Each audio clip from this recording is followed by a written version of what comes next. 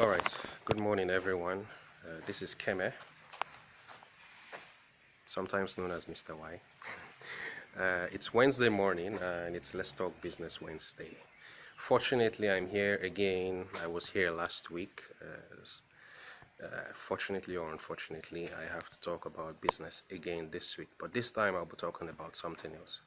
But before I get started, I just wanted to make mention, with Lara's permission. I was speaking with Lara a couple of moments ago before doing this video, and unfortunately, Lara lost her father this morning. And I know Lara is a strong woman, but I would like those who can to try and show some support.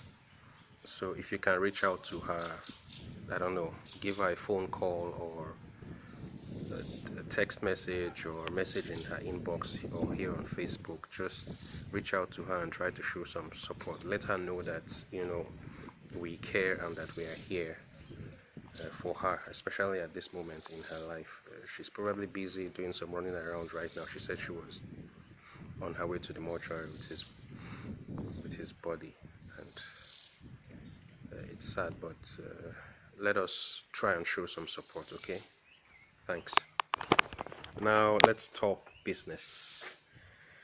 Last week I talked about my study abroad agency, through which I help people get admission into foreign universities abroad. But this week I'm going to be talking about something else that I'm also into: website design and development. First of all, I'd like to clarify the difference between website designers and website developers. A lot of people think that they are the same thing, but no, they are not. A website designer is responsible for how the website looks, the images, the buttons, the flashy pictures and stuff like that. That's the website designer's job. The website developer's job, on the other hand, is more of things that you can't see. It's on the back end. It has to do with coding and stuff like that. So when a website designer creates a form, a beautiful looking form, the website developer is responsible for what happens when you click submit on that form. In other words, the website developer is responsible for making the website come alive, So that's the difference between website design and development. I do a little bit of both, but I'm more of a developer, so website development is more my thing than website design. I do design, but simple, basic designs, that kind of thing. So I'm more of the developer, I'm more of the coder, and this is one of the things that I do that gives me like deep inner satisfaction, because coding is all about solving problems, and as a website developer, I'm solving problems like with every line of code that I write. So yeah, that's let me just 1 minute. Okay, so that's what I do. I'm a website developer and designer, and the reason I got into this, obviously it's because of the problem solving that is involved in website development. I like to make life easier. I mentioned that last week during my talk about the study abroad agency. I look for ways to make life easy for people, and I realized that I'm good with computer codes. Okay, believe this or not, I actually learned how to write computer codes with a pen and paper 3 years before I used my first computer.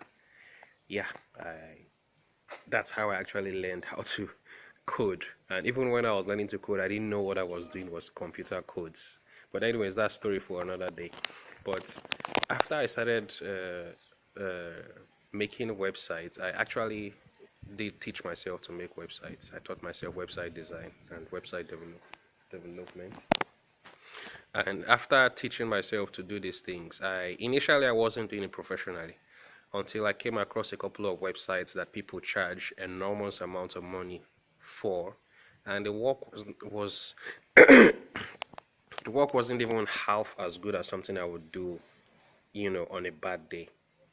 And I got a little bit pissed off, like, why would someone charge so much money for this crap when I can do something a lot better for, at a lot less price?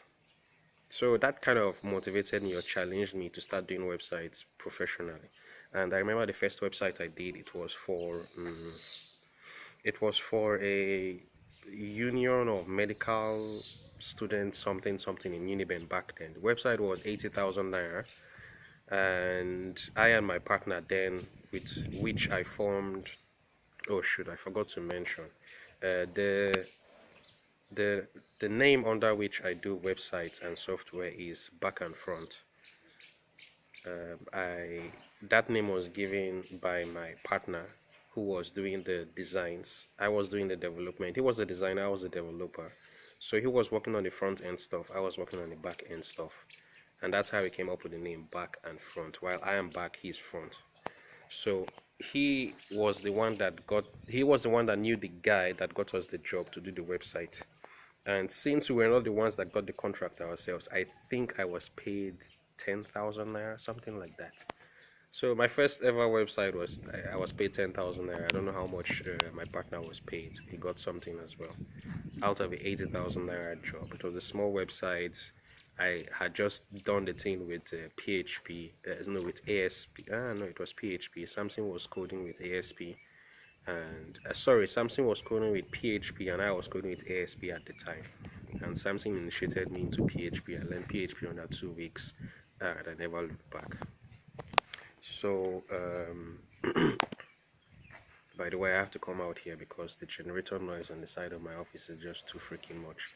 So I have to look for somewhere quiet, and that's where I'm here right now. Anyways, what was I saying? Shoot, I forgot. Yeah, why I got into this. So I saw the kind of work that people were doing for a ridiculous amount of money. And funny enough, even in 2016, people are still charging enormous amounts of money for crap. Unfortunately, I'm one man and I can only design so many websites. So yeah, that was the story of how I got into website development or website design and development professionally, because I was sick and tired of people doing crappy jobs and charging ridiculous amounts of money. I wanted to show people that you can get, good stuff for good amount of money. You don't have to pay an arm and a leg just to get a freaking website that does almost nothing. Anyways, next I'm going to talk about is how lucrative this is. My first website was in I think 2003 or 2000. I forgot, between 2002 and 2003, this 80,000 naira website I'm talking about. So it was a website that me and Samson put together. It was like maybe 2 or 3 weeks worth of work, and it was worth 80,000 naira. That was like the first website. I don't know if I've done any website for less than 80,000 naira before, but right now doing a website would cost, from me, a minimum of 85,000. So that's an idea of of what an average website would cost you if you came to me. There are exceptions, obviously. Like right now, I am about to finish a project that cost about 62,000 naira. There's also another one I just rounded up that was worth 50,000 naira. And then there's also a web, let's call it a web app. It's kind of like a project management system, but the client has customized it into something a little bit more than just a project management system. And that app or project is worth 420,000 naira. And yeah, the client has delayed repeatedly from last year until now, but the work that has gone into that project is just I think about 2 months worth of work. So if you split that up, that is about 200,000 naira a month from this project. So yeah, I met a guy on Nairaland. He's someone that hustled his way into the US, got into the US thinking of he was going to live the American dream, and he ended up working 4 years flipping burgers just to pay his way through school. But long story short, this guy is a top website developer or designer. Well, fine, designer and developer. And his websites, because of the clients, the kind of people he works with, politicians, prime ministers, governors, stuff like that, his websites cost a minimum of 1 million naira. And you know, at the time we were talking, this was a couple of years ago, maybe 5, 6, 7, 8 years ago, and this guy was telling me he wants to retire from web design, but he needs to hit that 10 million naira mark. Until he does a website for 10 million naira, he's not going to retire. When he hits a 10 million naira website project, then he can retire.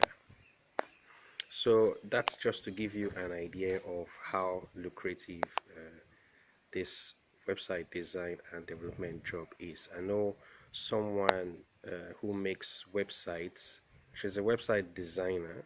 She doesn't do any coding at all, thanks to WordPress.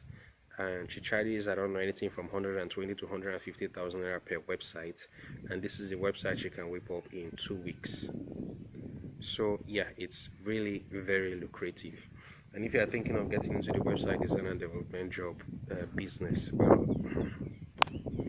before I got into website design, there was something that I read somewhere, I don't remember where, a book on the internet somewhere, and the guy said, if you want to get into website design and development, climb to the top of a ladder and jump off head first straight to the ground. And when you get up, ask yourself again if you want to get into website design and development. The point is, website design and development is a tedious task. It's mentally tasking. It's like brain work most of the time, and it's a lot. It demands a lot from you mentally, and you need to have, I don't know what to call it, mental resilience in order to handle that aspect of the business. And then there's the clients. Oh my god, you know, the clients unfortunately are the only ones that do not understand what is involved in a website design or development project, and they want you to do things that are literally not possible or not feasible, and they don't care if you're able to do it or how you're able to do it. They just want it done by one means or the other. So unfortunately, that's something you have to deal with. Unreasonable clients. Well, I guess this is one of the challenges as well. But you know, getting into website design and development, you literally do not need, okay, fine, you need some time and maybe some money, but I'm sure not everyone can learn on their own like I did. I would go to the internet, look at websites that I liked, and I would just rip the thing apart and see what makes the website up, and try to understand a little bit and components and everything. And that's how I learned. But these days you can go to websites like Udemy to learn website design and development in a couple of weeks or even a month or more. There are boot camps, there are crash courses that can teach you these things in a short amount of time. So if you want to get into this business, you just need some time to invest in yourself in acquiring these skills. Website design and development, anybody can get into website design and development, but it's not for everyone. So if you figure that is what you want to do, then you need to have that patience to learn. First of all, you need to have the determination, because this is really difficult. And again, in this business, unless you have a system of getting jobs. When I was working with my partner, when Back and Front started, I had a marketer who was getting jobs for me, and I would pay him, I think, 10% commission for every project he gets me. So I didn't have to bother myself about getting jobs. He was doing the work, he was getting his commission, and the jobs are just flowing. So if you don't have a system like that to give you a consistent flow of projects, then it's going to be difficult when you have like 1 or 2 projects in an entire year, especially when those 1 or 2 projects are not like big time projects, you know. So these are some of the challenges. And yeah, my video is 14 minutes. I think I should stop here. I will take questions in the comment section, and I can answer in the comments. So again, don't forget, guys, if you can reach out to Lara, show some support. She needs it, and I'm sure she would appreciate it. So that's all for today on Let's Talk Business Wednesday. I'm expecting your questions and comments in the comment section below. Thanks.